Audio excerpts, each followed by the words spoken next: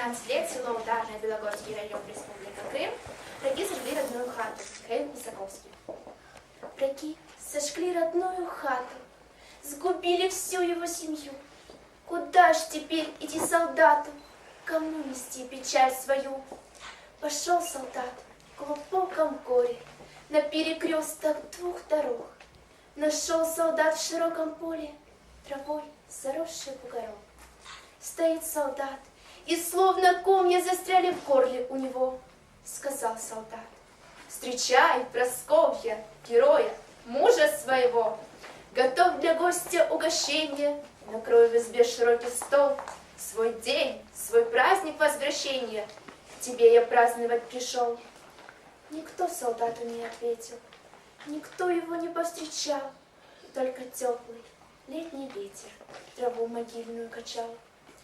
Вздохнул солдат, ремень поправил, раскрыл мешок походный свой, бутылку горькую поставил на серый камень гробовой.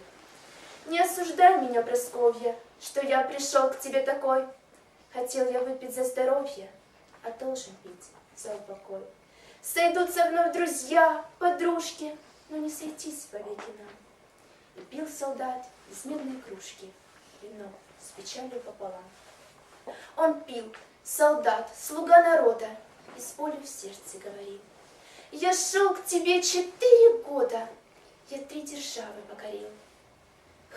Хмелел солдат, слеза катилась, слеза несбывшихся надежд, и на груди его светилась медаль за город Будапешт.